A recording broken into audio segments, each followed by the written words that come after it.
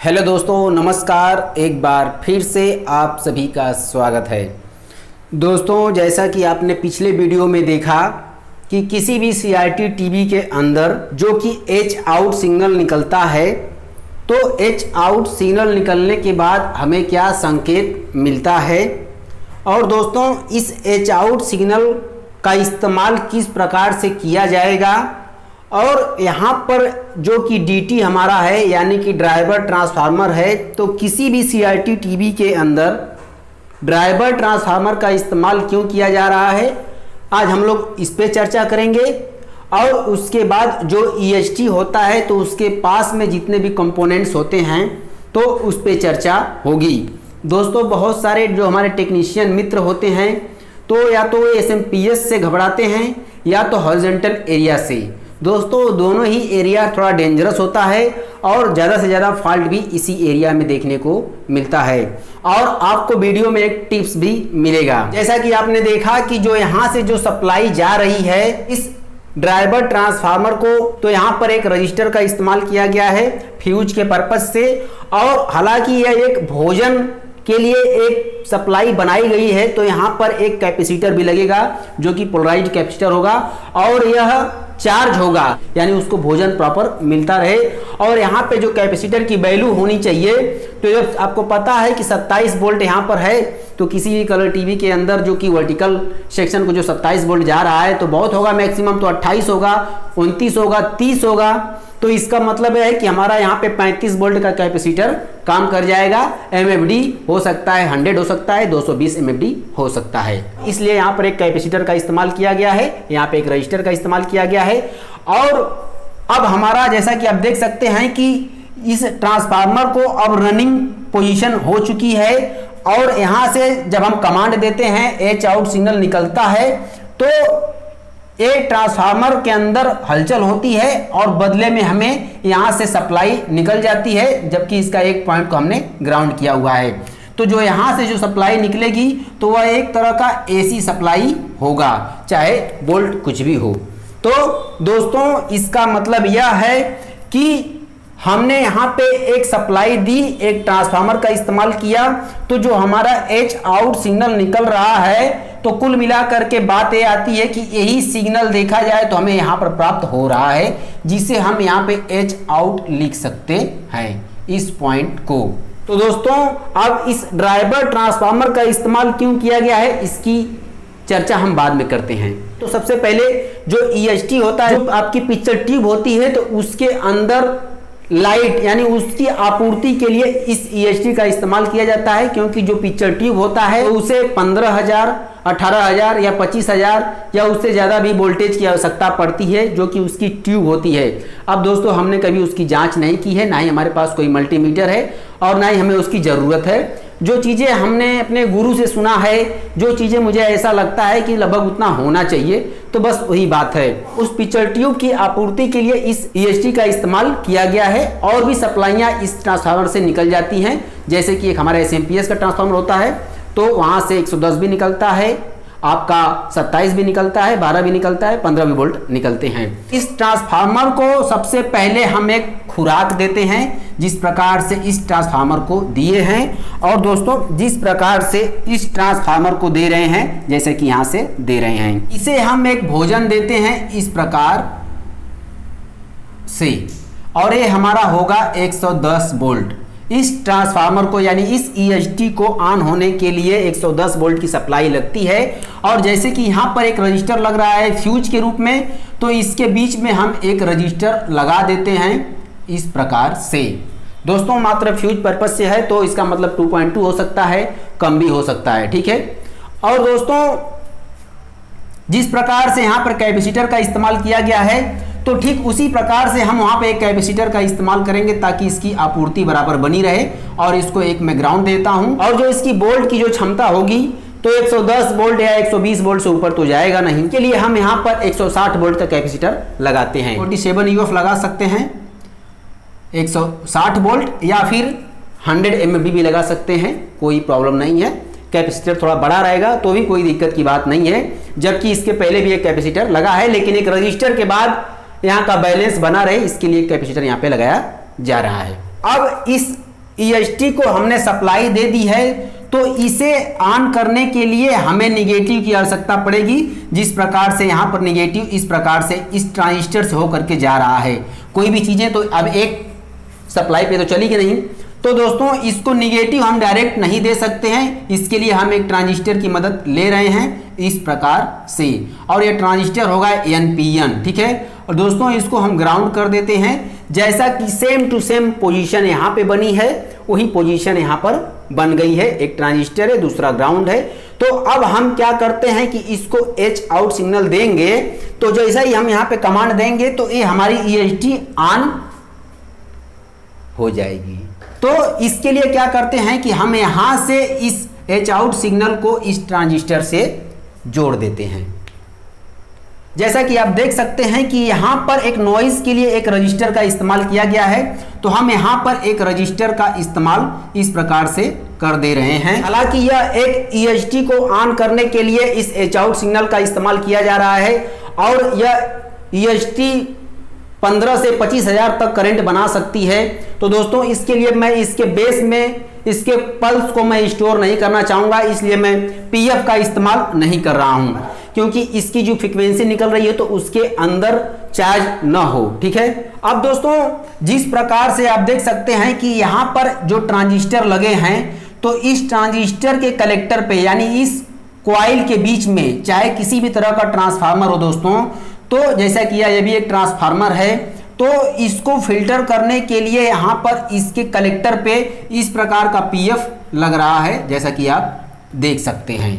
तो दोस्तों अब मैं आपको ये बताना चाहूँगा कि जिस टाइम पे ये टीवी ऑफ रहती है, जिस टाइम पे कमांड नहीं रहता है, तो उस टाइम पे यही वोल्टेज यहाँ पर रहता है, और जैसे ही इसको H आउट सिग्नल का कमांड मिलता है तो यहाँ पर जो वोल्टेज होते हैं बढ़ जाते हैं और फ्रीक्वेंसी यहाँ पे ज़्यादा जनरेट हो जाती है, क्योंकि यहाँ पे हाई स्पीड ट्रिगर हो रहा है। जैसा कि मैं आपको उदाहरण ये देना चाहूँगा कि आप देख सकते हैं कि जैसे कि मान लीजिए ये हमारा पावर सप्लाई है, तो दोस्तों इस पावर सप्लाई को जैसे ही हम यहाँ पे जो सप्लाई देते हैं, इसके कलेक्टर पर जैसे ही जब ये सारे सिस्टम ऑन होते हैं, तो यहाँ पर जो ट्रिगर होता है जो कि ये ट्रांजिस्टर, तो यहाँ पे ये सप्लाई नहीं रह जाती है, यहाँ पर एक फ्रीक्वेंसी पैदा हो जाती है हाई स्पीड स्विचिंग के जरिए। तो यहाँ का जो वोल्टेज होता है दोस्तों वो 500-600 भी जा सकता है, और यहाँ पे AC हो जाएगा, क्योंकि यहाँ पे स्विचिंग हो रहा है, और जहाँ पे स्विचिंग होगा तो वहाँ पे DC तो रहेगा नहीं। तो दोस्तों इसी प्रकार से यहाँ पर ट्रांजिस्टर के यहाँ पे आपका जो फ्रीक्वेंसी इतना ज़्यादा हो जाता है, क्योंकि इसके अंदर बहुत ज़्यादा ट्रिगर हो रहा है। तो दोस्तों इसके हिसाब से यहाँ का जो वोल्टेज होता है वो 800, 900, 1000 वोल्ट भी हो जाता है, ज़्यादा भी हो जाता है। यहाँ पे जब टीवी चालू होएगी तो यहाँ पे आप मल्टीमीटर लगाएंगे तो आपका मल्टीमीटर खराब हो सकता है। इस स्विचिंग के कारण यहाँ पे वोल्टेज ज़्यादा बन रहा है। तो इसलिए दोस्तों जो यहाँ पे जो PF लग रहे हैं, तो यहाँ पे फिल्टर होना है, जैसे कि आप देख सकते हैं कि इसके कलेक्टर पे यहाँ पे लगा है PF, तो ठीक उसी प्रकार से यहाँ पर भी एक PF लग रहा है इसके फिल्टर के लिए। इसीलिए यहाँ पर जो PF लग रहे हैं, तो दोस्तों या तो वो 1600 वोल्ट का लगता है या तो फिर 2000 वोल्ट तक का लगता है PF। जो इसकी पिको फैराड होती है वो स्क्रीन के हिसाब से एक्सपेरिमेंट करके लगाया जाता है, किसी में कुछ भी हो सकता है, किसी में कुछ भी हो सकता है। अब दोस्तों जैसा कि आप देख सकते हैं कि यहाँ पर एक रजिस्टर लगाया गया है, तो आपको पता है कि यहाँ पे मात्र 27 वोल्ट की बात है, तो यहाँ पे रजिस्टर लगे हैं, लेकिन यहाँ पे 1500 वोल्ट हैं।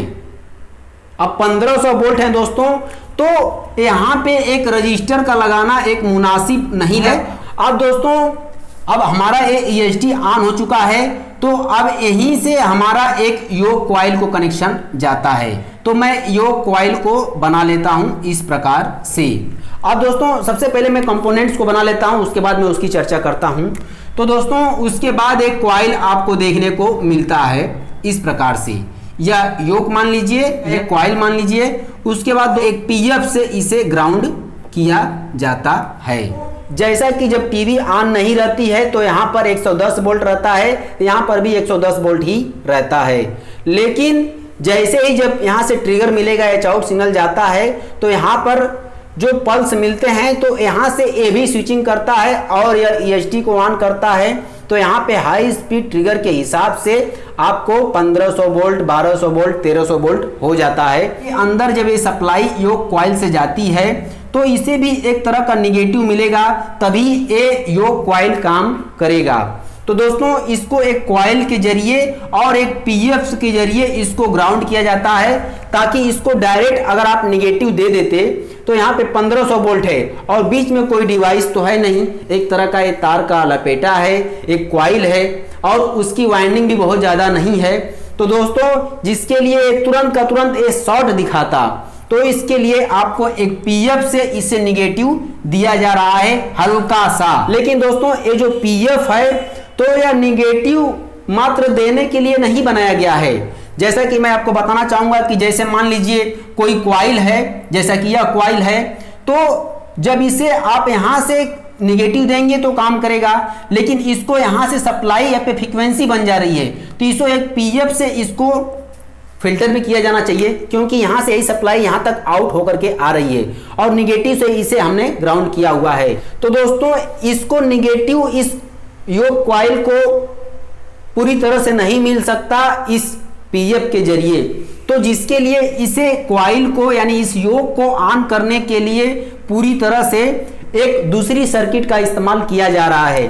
तो दोस्तों मैं इस प्रकार से ड्रॉ करता हूं कि यहां पर मैं एक डायोड लेता हूं जैसा कि इस प्रकार, उसके बाद मैं यहां पे कैपेसिटर लेता हूं और यहां पर मैं इसे ग्राउंड कर देता हूं। अब आप यहां पे सोचने वाली बात यह है कि जैसे ही आप देखेंगे कि जब टीवी आपकी ऑन नहीं रहेगी तो यहां पर सप्लाई आपकी 110 वोल्ट दिखाएगी, ठीक है।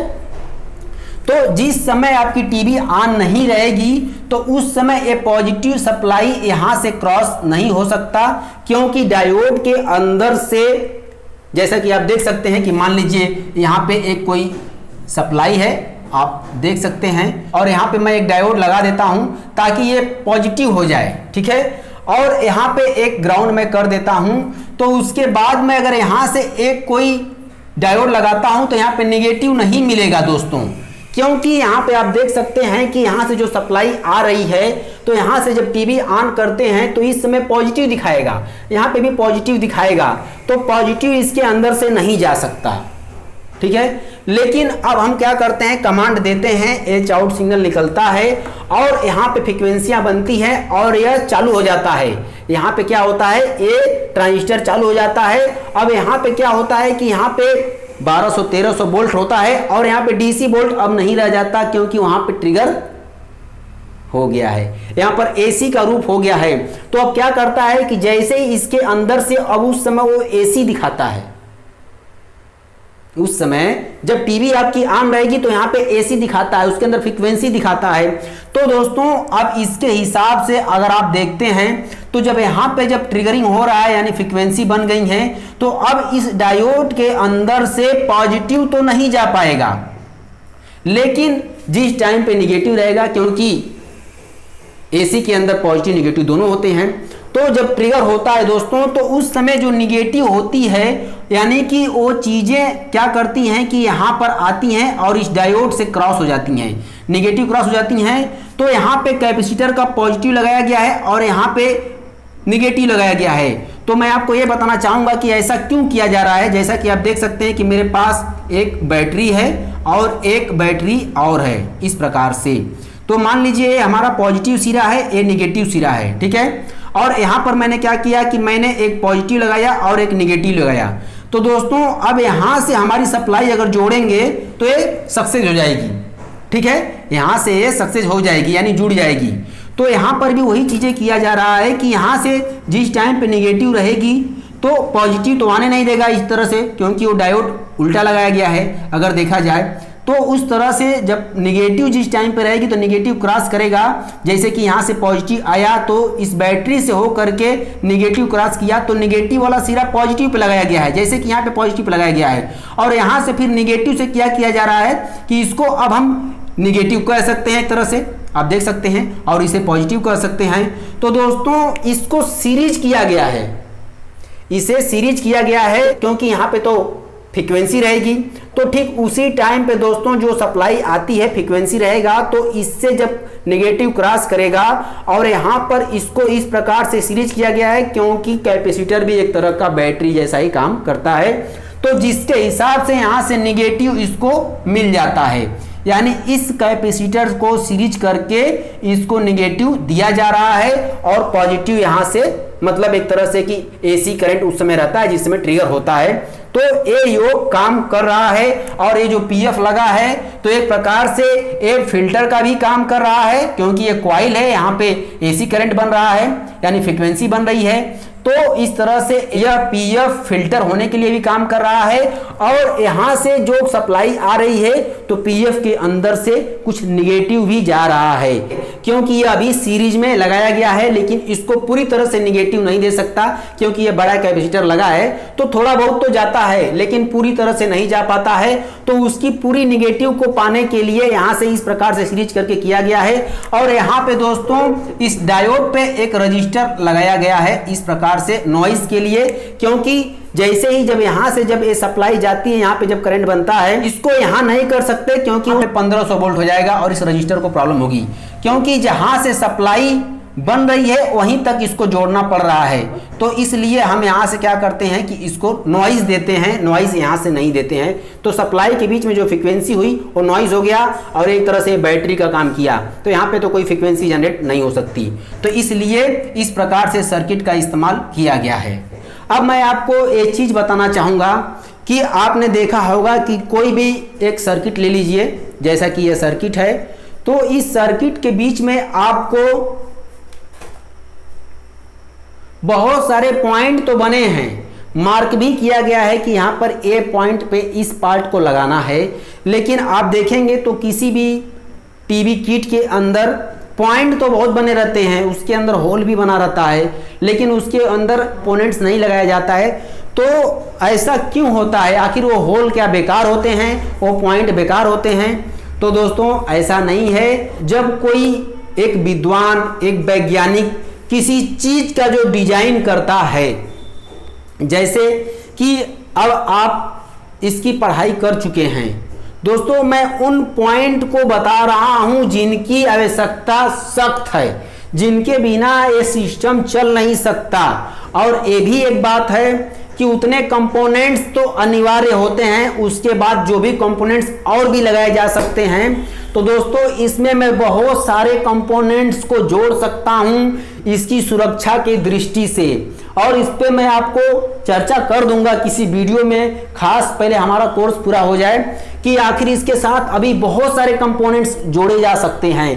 तो मैं ये कहना चाहता हूं कि जो कंपोनेंट्स के लिए जो इसके अंदर पॉइंट बनाए गए हैं, तो जो कोई इंजीनियर होता है, जो कोई साइंटिस्ट होता है, जो विद्वान होता है, जो काफी ज्यादा डीप में रहता है, जो इसको लिख सकता है मतलब पूरी तरह से, तो वो क्या करता है कि वो अपने तरफ से संपूर्ण काम करता है कि इतने कंपोनेंट्स लगाने चाहिए।